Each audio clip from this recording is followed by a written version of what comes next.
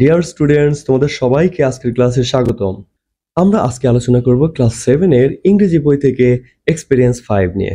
আমরা এক্সপেরিয়েন্স 5 এর 5.3 পর্যন্ত গত ক্লাসে আলোচনা করেছিলাম। বলা হয়েছিল যে আমরা আলিফার বার্থডে সারপ্রাইজ গল্পটা পড়ে আমাদের জীবনের কোনো একটা গল্প যেন আমরা শেয়ার করি। আজকে আমরা সেই গল্পটা শেয়ার করব। আমি আমার জীবনে ঘটে যাওয়া একটা গল্প আমি তোমাদের সাথে শেয়ার করছি। গল্পটার নাম rescuing a wounded bird. One day I was walking along a road of my village. Suddenly I heard some surfing sound from a small bush. The sound was continuous. Being curious, I went near the bush and found a small bird that seemed wounded. I took the bird on my palm and saw that its one leg was injured. I carried it home with me. I gave the bird some first aid and kept it in my room unbounded. I surprisingly noticed that the bird was not trying to leave the room. For several days, I took care of it and gradually it came round. One day, I took the bird outside and put it on a small branch of tree. With a twinkle of an eye, it flew away and disappeared. I thought it had flown to the wood, but it proved me wrong. It flew back and sat on my shoulder. I was so thrilled. I couldn't believe my eyes. No doubt it had become my good friend. Still now it visits me every day. তোমরা গল্পটা শুনলে, আসো এবার বাংলা অর্থ সহ বুঝিয়ে দেই। গল্পটা কিন্তু অনেক মজার, মনোযোগ দিয়ে শুনবে। রেস্কিউইং আ উন্ডেড বার্ড, একটি আহত পাখি উদ্ধার। One day I was walking along a road of my village. একদিন আমি আমার গ্রামের রাস্তা দিয়ে হাঁটছিলাম। Suddenly I heard some surfing sound from a small bush. হঠাৎ একটা ছোট ঝোপ থেকে আমি কিচিরমিচির শব্দ শুনতে পেলাম। The sound was continuous. একটানা শব্দ হচ্ছিল। Being curious, I went near the bush and found a small bird that seemed wounded. কৌতূহলী হয়ে আমি ঝোপের কাছে গেলাম এবং একটি ছোট পাখি দেখতে পেলাম যা আহত বলে মনে হলো। I took the bird on my palm and saw that its one leg was injured. আমি পাখিটিকে আমার হাতের তালুতে তুলে নিলাম এবং দেখলাম যে তার একটি পা আহত হয়েছে। I carried it home with me. আমি এটিকে আমার সাথে বাড়ি নিয়ে গেলাম। I gave the bird some first aid and kept it in my room unbounded. আমি পাখিটিকে কিছু প্রাথমিক চিকিৎসা দিলাম এবং আমার ঘরে উন্মুক্ত রাখলাম। I surprisingly noticed that the bird was not trying to leave the room. আমি আশ্চর্য হয়ে বা অবাক হয়ে লক্ষ্য করলাম যে পাখিটি ঘর ছেড়ে যাওয়ার চেষ্টা করছে না। For several days I took care of it and gradually it came round. আমি বেশ কিছুদিন এর যত্ন নিলাম এবং পাখিটি ধীরে ধীরে সুস্থ হয়ে উঠল। One day I took the bird outside and put it on a small branch of tree. আমি একদিন পাখিটিকে বাইরে নিয়ে গেলাম এবং গাছের একটি ছোট ডালে রাখলাম। With a twinkle of an eye, it flew away and disappeared. চোখের পলকে পাখিটি উড়ে গেল এবং অদৃশ্য হয়ে গেল। I thought it had flown to the wood, but it proved me wrong. আমি ভেবেছিলাম এটা বনে চলে গেছে, কিন্তু এটি আমাকে ভুল প্রমাণ করে দিয়েছিল। It flew back and sat down on my shoulder. এটা উড়ে আসলো এবং আমার কাঁধের উপর বসলো। I was so thrilled. আমি খুবই শিহরিত হলাম। I couldn't believe my eyes. আমি নিজের চোখকে বিশ্বাস করতে পারলাম না। No doubt it had become my good friend. কোনো সন্দেহ নেই যে পাখিটা আমার ভালো বন্ধু হয়ে গেছে। Till now it visits me every day. এখনো এটি প্রতিদিন আমার সাথে দেখা করতে আসে। আমাদের গল্পটা শেয়ার করা হয়ে গেল, আমরা গল্প শুনলাম। এবার 5.4 দেখো। Now ask and answer the following questions in pairs or groups. If needed, read the units A Fresh Pair of Eyes and Four Friends from the English book Class 6. আমরা কি করব, এবার নিচের প্রশ্নগুলোর উত্তর দেব জোড়ায় কিংবা গ্রুপে। তোমাদের প্রয়োজন হলে তোমরা ক্লাস 6 এর A Fresh Pair of Eyes এবং Four Friends এই দুইটা ইউনিট তোমরা পড়ে আসতে পারো। আমাদের প্রথম প্রশ্ন দেখো, do you think my birthday surprise is a story? তোমার কি মনে হয় যে মাই বার্থডে সারপ্রাইজ এটা একটা গল্প? গল্প না, বলো। হ্যাঁ, সার্টেনলি এটা একটা গল্প, তাই না? তাহলে উত্তর হবে yes, I think my birthday surprise is a story. B number question দেখো, what are the features of a story you have found in the story? My birthday surprise, এই যে আমার বার্থডে সারপ্রাইজ, এই গল্পটার মধ্যে তোমরা কি কি এলিমেন্ট পেলে, একটা গল্পের কি কি বৈশিষ্ট্য পেলে, কি কি পেয়েছো বলো তো? আমরা এই গল্পের মধ্যে পেয়েছি প্লট, ক্যারেক্টার, থিম, ফ্যাক্ট মানে ঘটনা, টাইম মানে সময়, প্লেস জায়গা, বিগিনিং অ্যান্ড এন্ডিং শুরু এবং শেষ। আমরা আমাদের বার্থডে সারপ্রাইজ যে গল্পটা পড়লাম সেই গল্পের মধ্যে আমরা প্লট পেয়েছি, ক্যারেক্টার পেয়েছি, থিম মানে মূল ভাব পেয়েছি, ফ্যাক্ট ঘটনাবলী ছিল, টাইম সময়, প্লেস জায়গা এবং বিগিনিং অ্যান্ড এন্ডিং ছিল মানে শুরু এবং শেষ ছিল। সি নম্বর কোশ্চেন দেখো, what is the theme of the story? C number প্রশ্ন দেখো, what is the theme of the story? এই গল্পের থিম বা মূল ভাব বা মূল বিষয় কি ছিল? এই গল্পের মূল ভাব ছিল কি বলতো? The theme of the story is the surprise birthday celebration of Alifa. এই গল্পের মূল ভাব ছিল আলিফার surprisingly birthday celebration. D number question দেখো, ডি নাম্বার কোশ্চেন হলো, what do you love most about the story? এই গল্পের কোন দিকটা বা কি তোমার সবচেয়ে ভালো লেগেছে বা ভালো লাগে? তুমি গল্পের উত্তর এভাবেও লিখতে পারো, the last part of the story has attracted my attention. The friends keep their emotion private and arrange everything to celebrate Alifa's birthday with grandeur. মানে এই গল্পের শেষ অংশটা আমার খুব ভালো লাগে। সবাই তাদের ইমোশন গোপন রেখেছিল এবং জাঁকজমকপূর্ণভাবে আলিফার বার্থডে তারা সেলিব্রেট করেছিল। এই নাম্বার কোশ্চেন দেখো, if you want to rewrite this story, what are the changes you want to bring? Write and share with the whole class. এই প্রশ্নের উত্তরও কিন্তু আলাদা হতে পারে। বলেছে যদি তোমাকে এই স্টোরিটা তোমাকে লিখতে বলে নতুন করে, তাহলে তুমি কি কি পরিবর্তন আনতে পারতে এই গল্পে, তুমি কিভাবে এই গল্পটা লিখতে? তুমি এভাবে বলতে পারো যে, I would arrange a birthday party. I would request my mother to tell my father about the celebration. I would invite my friends and relatives to join the party. I would ask them not to bring any gifts. I would serve dinner for all. Of course, I would take some photographs of the party. তুমি এভাবে তোমার গল্পটা তুমি সাজাতে পারো। অবশ্য এক একজনের কাছে এই গল্পের সাজানোটা কিন্তু এক এক রকম হতে পারে। তোমরা কিভাবে করবে তা কিন্তু শেয়ার করতে ভুলো না। আমরা আলিফাস বার্থডে সারপ্রাইজ এবং আমাদের নিজেদের লেখা গল্প দুটোই পড়লাম। দুটো গল্প পড়ে একটা জিনিস আমাদের কাছে কমন বা একটা জিনিস আমাদের কাছে স্পষ্ট হয়েছে যে গল্পে কিছু জিনিস কমন থাকে। এগুলোকে গল্পের উপাদান বা এলিমেন্টস বলে। এগুলো হলো থিম, এগুলো হলো প্লট, এগুলো হলো ক্যারেক্টার, এগুলো হলো ইভেন্টস, তাই না? এগুলো কিন্তু থাকে। তো আসো আমরা এবার 5.5-এ এইগুলো সম্পর্কে আরো একটু বিস্তারিত জানবো। 5.5-এ কি বলেছে দেখো, read the note to know more about the characteristics of a story in pairs or groups. একটা গল্পের কি কি বৈশিষ্ট্য থাকে তা আমরা দলে বা জোড়ায় ভাগ হয়ে এগুলো সম্পর্কে জানতে পারি। The three important characteristics of a story are characters, point of narration, and central theme. একটা গল্পে অনেকগুলো উপাদান থাকে। আমরা দেখেছিলাম যে ক্যারেক্টার থাকে, প্লট থাকে, থিম থাকে, তাছাড়া ইভেন্ট থাকে, টাইম থাকে, প্লেস থাকে। তার মধ্যে তিনটা প্রধান জিনিস হলো ক্যারেক্টার, পয়েন্ট অফ ভিউ এবং সেন্ট্রাল থিম। আসো আমরা এগুলো সম্পর্কে একটু বিস্তারিত জানবো। প্রথমেই আমরা জানি ক্যারেক্টার অফ এ স্টোরি। একটা গল্পের চরিত্রগুলো সম্পর্কে আমরা জানবো। A character can be a person, animal, or object or thing that plays a role in a story. একটা গল্পের ক্যারেক্টার হলো কোনো ব্যক্তি, কোনো প্রাণী, কোনো বস্তু যেগুলো গল্পের মধ্যে ভূমিকা রাখে। A story must have at least one character. একটা গল্পে অন্ততপক্ষে একটা ক্যারেক্টার থাকবেই। But most stories have several characters. কিন্তু অধিকাংশ গল্পেই দেখা যায় একাধিক ক্যারেক্টার থাকে। In a story there are different types of characters. একটা গল্পে বিভিন্ন ধরনের ক্যারেক্টার থাকে। বিভিন্ন ধরনের ক্যারেক্টার বলতে কি বোঝানো হয়েছে?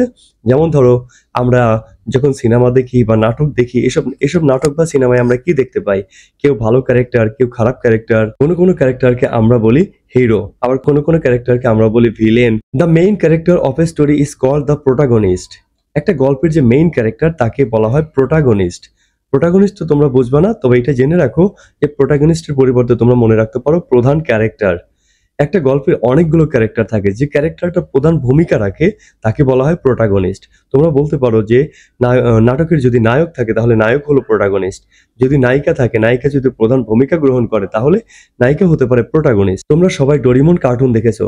দেখোনি? বলো দেখেছো, নিশ্চয়ই দেখেছো। তাহলে এই ডোরেমন কার্টুনে যে প্রোটাগনিস্ট বা মেইন ক্যারেক্টার সেটা কিন্তু ডোরেমন নিজে, তাই না? এছাড়াও আরো ক্যারেক্টার আছে যেমন নোবিতা। কিন্তু প্রোটাগনিস্ট বলতে ওই ক্যারেক্টারকে বোঝায় যে ক্যারেক্টারটা মেইন ভূমিকা রাখে। তাহলে নিশ্চয়ই বুঝতে পেরেছো প্রোটাগনিস্ট কি। প্রোটাগনিস্ট হলো কোনো গল্পের মেইন ক্যারেক্টার। তোমরা যাকে নায়ক বলো, যাকে নায়িকা বলো, এরকম ক্যারেক্টার গুলো হচ্ছে protagonist. Usually a protagonist is শোন two B polite, friendly, kind, brave, etc. Protagonist যে হবে তার কিছু বৈশিষ্ট্য থাকে সাধারণত এ হয় ভদ্র, বন্ধুসুলভ, দয়ালু, সাহসী ইত্যাদি। তাহলে যে প্রোটাগনিস্ট হবে তার কিছু বৈশিষ্ট্য থাকতে হবে। তাকে হতে হবে পোলাইট, তাকে হতে হবে ফ্রেন্ডলি, তাকে হতে হবে দয়ালু, তাকে হতে হবে সাহসী। এছাড়াও আরো ভালো যে গুণগুলো সেগুলো প্রোটাগনিস্টের মধ্যে থাকে। ফর এক্সাম্পল, যেমন ধরো Alifa is the protagonist or main character of the story my birthday surprise. এই যে আমরা বার্থডে সারপ্রাইজ গল্পটা পড়লাম, এখানে তো অনেকগুলো ক্যারেক্টার আছে। বলতো কোন ক্যারেক্টারের ভূমিকা সবচেয়ে বেশি? আলিফার, তাই নয় কি? হ্যাঁ, আলিফা হলো এই গল্পের প্রোটাগনিস্ট, অর্থাৎ আলিফার ভূমিকা এই গল্পের সবচেয়ে বেশি। The main opponent of the protagonist is called the antagonist. এই যে প্রোটাগনিস্ট বা মেইন ক্যারেক্টার, এর বিপরীতে আরো ক্যারেক্টার থাকতে পারে। সব গল্পেই থাকবে এমন না, থাকতে পারে। যদি এর বিপরীতে কোনো ক্যারেক্টার থাকে তাহলে তাকে আমরা বলি অ্যান্টাগনিস্ট। অর্থাৎ আমরা বলতে পারি নায়ক ভালো কাজ করে, নায়িকারা ভালো কাজ করে। আর আরো কিছু ক্যারেক্টার থাকে যারা খারাপ কাজ করে, নায়কের বিপরীত কাজ করে, খারাপ কাজ করে, এদেরকে আমরা বলবো antagonist. He or she works against the protagonist. সে এই প্রধান ক্যারেক্টারের বিরুদ্ধে কাজ করে। ওই যে আমরা যাকে বললাম নায়ক নায়িকা, এদের বিরুদ্ধে এই অ্যান্টাগনিস্ট কাজ করে। আমরা সহজ কথায় বলতে পারি কোনো গল্পে বা কোনো সিনেমা বা কোনো নাটকে তোমরা দেখে থাকবে যে সকল ক্যারেক্টার নায়কের বিরুদ্ধে কাজ করে, নায়ক যা চায় তা সে চায় না, অথবা লোকজনের খারাপের জন্য কাজ করে, এসব ক্যারেক্টার গুলো হচ্ছে অ্যান্টাগনিস্ট। ধরো Cinderella's wicked step mother is the antagonist of the story Cinderella. For example, Cinderella's wicked mother is the antagonist of the story Cinderella. এই যে সিন্ডারেলা গল্প তোমরা সবাই জানো, এই সিন্ডারেলা গল্পে সিন্ডারেলা হলো মেইন ক্যারেক্টার, তাই নয় কি? সিন্ডারেলা হলো মেইন ক্যারেক্টার। এখানে যে সিন্ডারেলার মা আছে সে কি ভালো? সে ভালো না, তাই না? কারণ সে সিন্ডারেলার সাথে খুব খারাপ ব্যবহার করে। তাছাড়াও সে মনের মধ্যে খারাপ বুদ্ধি আটে। তাহলে এরকম ক্যারেক্টার যারা প্রধান ক্যারেক্টারের বিরুদ্ধে কাজ করে, ভালো কাজ করে না, এদেরকে বলা হয় antagonist.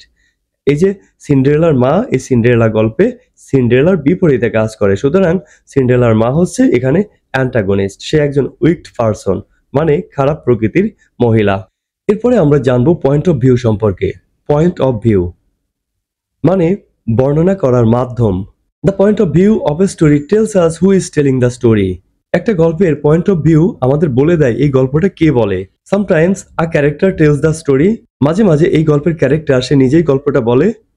It is the first person POV. এটাকে বলা হয় first person point of view. POV কিন্তু পয়েন্ট অফ ভিউ এর সংক্ষিপ্ত রূপ।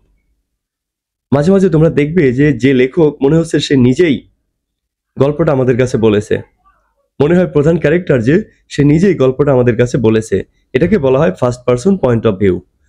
You will get a lot of I, me and we in the first person point of view. যে গল্পগুলো first person point of view লেখা, এই গল্পগুলোর মধ্যে তুমি অনেক আই পাবে, মি পাবে, উই পাবে।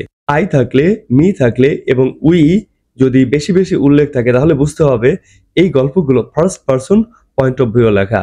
এখানে একটা এক্সাম্পল দেখো, I wanted to give a surprise.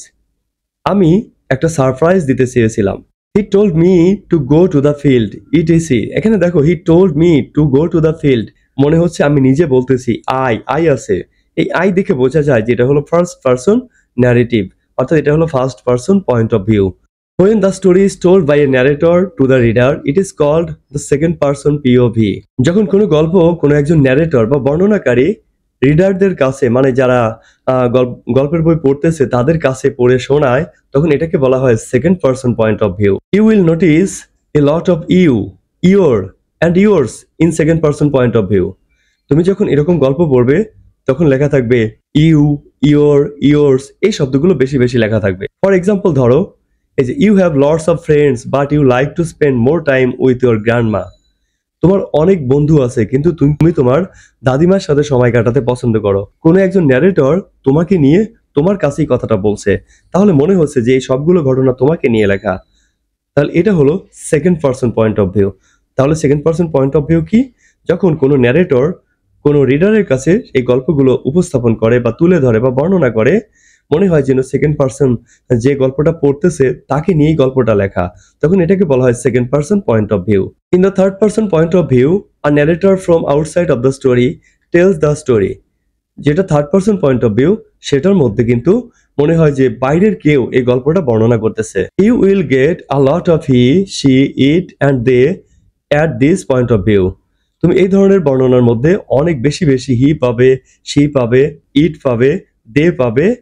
যেমন ধরো whatever he said was said well and whatever he did done gracefully. সে যাই বলেছিল ভালো বলেছিল এবং সে যা করেছিল তা ভালোভাবে করেছিল। দেখো ভালোভাবে খেয়াল করে এখানে আইও বর্ণনা করে নাই, আবার কোনো ন্যারেটর যে গল্পটা পড়ছে তাকে নিয়েও বর্ণনা করে নাই। তাহলে এইটা অন্য কেউ অন্য কারো সম্পর্কে বলেছে, তাহলে এটা হচ্ছে third person point of view.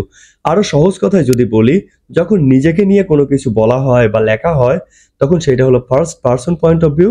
যখন তোমাকে নিয়ে মানে যে পড়ছে তাকে নিয়ে যখন কিছু লেখা হয় বা বলা হয় তখন এটাকে বলে second person point of view.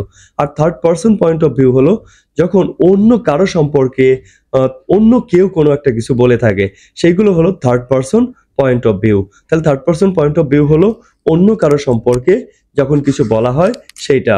এবার দেখো সেন্ট্রাল থিম। সেন্ট্রাল থিম কি? সেন্ট্রাল থিম হলো আমরা যে গল্প পড়ি, আমরা যে কবিতা পড়ি, এর মধ্যে অনেক বিষয় সম্পর্কে লেখা থাকে। যে বিষয়টা হাইলাইটেড মানে যে বিষয়টা সম্পর্কে খুবই গুরুত্ব দিয়ে বেশি বেশি করে হাইলাইট করে বলা থাকে সেটা হলো central theme. The theme of a story is a message the writer wants to give to the readers. Theme হলো একটা গল্প বা একটা স্টোরির একটা বার্তা যা রাইটার চায় যে রিডার যারা তারা জানুক। ইন এ স্টোরি, একটা গল্পের মধ্যে you may find more than one theme. একটা গল্পের মধ্যে তুমি একের বেশি থিম পেতে পারো। তুমি যখন গল্প পড়বে তখন দেখবে এর মধ্যে একাধিক থিম থাকতে পারে, কারণ কোনো ঘটনা একাধিক জিনিসকে বা একাধিক বিষয় নিয়ে লেখা থাকতে পারে। The central theme of a story is the lesson that the author wants you to learn. Central theme হলো ওই গল্পের এমন একটা মেসেজ, এমন একটা বার্তা যা ওই লেখক বা ওই রাইটার চায় যে যারা গল্পটা পড়ছে তারা শিখুক। The author does not tell it in the story explicitly. গল্পের মধ্যে খোলাখুলি ভাবে অথর এইটা রিডারদের কাছে বলে না। You have to understand it. তোমাকে এটা পড়ে বুঝে নিতে হয়। ফর দ্যাট, এর জন্য you have to observe the characters, their activities and the results of their activities. এর জন্য তোমাকে কি করতে হয়?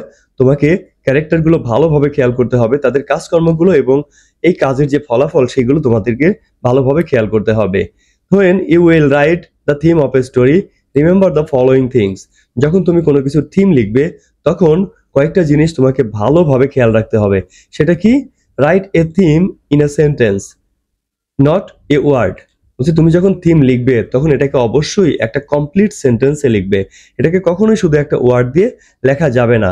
একটা ওয়ার্ড বা দুইটা ওয়ার্ড যেটা বাক্য হয়নি সেটা দিয়ে কিন্তু থিম লেখা যাবে না, সেটা থিম হবে না। আরো কি করা যাবে না দেখো, don't write any characters name of the story. এই গল্পে যে সকল ক্যারেক্টার ছিল এই ক্যারেক্টারের নাম দিয়ে সরাসরি লিখলে সেটা থিম হবে না, কারণ থিম হবে একটা সার্বজনীন বিষয়, এটা সবার জন্য প্রযোজ্য। শুধু একটা ক্যারেক্টারের জন্য যা প্রযোজ্য সেটা সেই গল্পের থিম হতে পারে না। And finally, the theme of the story will be true for everyone. এবং সবশেষে কোনো একটা গল্পের থিম হবে এটা সবার জন্য প্রযোজ্য। এই থিমটা শুধু একজনের জন্য প্রযোজ্য এমন কিন্তু নয়। এই সত্যটা সবার জন্য প্রযোজ্য যে এটা করা যাবে না অথবা এই কাজটা করতে হবে। যেটা থিম সেটা আমাদেরকে উপদেশ দেয় যে আমাদের এরকম হওয়া উচিত অথবা এরকম হওয়া উচিত নয়। তোমাদের এই লায়ার কাউবয় গল্পটা নিশ্চয়ই মনে আছে। এই লায়ার কাউবয় গল্পে কি হতো? একটা মিথ্যাবাদী রাখাল ছিল, সে শুধু মিথ্যা কথা বলতো এবং পরবর্তীতে সে বিপদের পড়ে এবং নিজের প্রাণ হারায়, অথবা তার গবাদি পশুগুলো সবগুলো সে হারিয়ে ফেলে, মানে বাঘ এসে সবগুলো খেয়ে ফেলে। তাহলে এই যে আমরা গল্পটা পড়ি, গল্প থেকে আমরা কি কি জিনিস পাই? ক্যারেক্টার, এই লায়ার কাউবয়, তাই না? ক্যারেক্টার, সে কি করে? মিথ্যা কথা বলে। মিথ্যা কথা বলে। মিথ্যা কথা বলার ফলাফল কি? মিথ্যা কথা বলার ফলাফল হলো ভবিষ্যতে সে বিপদে পড়ে। আমরা যা বুঝতে পারি সেটা হলো যে মিথ্যা কথা বলা যাবে না, মিথ্যা কথা বললে বিপদে পড়তে হবে। তাহলে আমরা এই গল্পটার থিম আমরা কি বলতে পারি? বলতে পারি, if you lie you will lose the trust of people. তুমি যদি মিথ্যা কথা বলো তাহলে তুমি লোকজনের বিশ্বাস হারাবে। আবার এটাও লেখা যায় যে telling a lie May bring disasters, মানে তুমি যদি মিথ্যা কথা বলো তাহলে মিথ্যা বলা তোমার জন্য ডিজাস্টার মানে ধ্বংস আনতে পারে। তাহলে নিশ্চয়ই বুঝতে পেরেছো যে মূল বিষয় বা থিম আসলে কি। থিম হলো কোনো একটা লেখার মূল আসল জিনিস, জিস্ট, যেটা আমরা শিখবো এই গল্প পড়ে। আমরা গল্প পড়ে যা শিখবো আসলে সেই জিনিসটাই হচ্ছে এই গল্পের থিম। তাহলে আমরা ক্যারেক্টার সম্পর্কে জানলাম, পয়েন্ট অফ ভিউ সম্পর্কে জানলাম, আমরা জানলাম থিম সম্পর্কে। 5.6 আমরা পড়ে দেখি কি করতে বলেছে। 5.6 দেখো, read the story my birthday surprise again and identify the following three characteristics of the story in pairs or groups। তোমরা মাই বার্থডে সারপ্রাইজ গল্পটা পড়েছো, আবারও পড়ো। পড়ার পরে এই যে একটা গল্পের তিনটা ক্যারেক্টারিস্টিক্স সম্পর্কে আমরা আলোচনা করলাম, the characters, point of view, central theme, তিনটা সম্পর্কে আলোচনা করলাম না? আসো এই তিনটা আমরা এই গল্প থেকে খুঁজে বের করি। আমরা যদি ভালোভাবে খেয়াল করে দেখি তাহলে দেখব এই আলিফাস বার্থডে সারপ্রাইজ যে গল্পটা আছে, এই গল্পের মধ্যে যে ক্যারেক্টারগুলো রয়েছে সেটা হলো আলিফা নিজে। আলিফা নিজে আছে, তার বন্ধুরা আছে পুষ্প, শুভা, তানহা এবং মৃত্তিকা। আর দেখো এটা first person point of view লেখা। আর এই গল্পের যে সেন্ট্রাল থিম, সেই সেন্ট্রাল থিম আমরা কি লিখতে পারি? আমরা সেন্ট্রাল থিম হিসেবে লিখতে পারি Alifa's friend threw a surprise birthday party for her. অথবা আমরা এটাও লিখতে পারি যে friends never forget your special days. বন্ধুরা কখনো তোমার বিশেষ দিনগুলো ভুলে যায় না। আরো লেখা যায়, কিন্তু তোমরা আরো চাইলে কিন্তু তোমরা আরো থিম বের করতে পারবে। আমরা লিখতে পারি ফ্রেন্ডস ফর এভার, তাই না? বন্ধু চিরন্তন, এটাও কিন্তু এই গল্পের থিম হতে পারে। আমরা আজকের আলোচনা এই পর্যন্ত সীমাবদ্ধ রাখবো। আমরা বাকি অংশ আমরা পরের ক্লাসে বা ক্লাসগুলোতে আলোচনা করব। আমরা পরের ক্লাসগুলোতে আলোচনা করব have you filled a bucket today? তুমি কি আজ একটা বাকেট পূর্ণ করেছো? এই বাকেট কি আমরা পরবর্তী ক্লাসে জানবো। সে পর্যন্ত সবাই ভালো থেকো। সবাইকে অনেক অনেক শুভকামনা এবং ধন্যবাদ জানিয়ে শেষ করছি আমাদের আজকের লেখাপড়ার অনুষ্ঠান।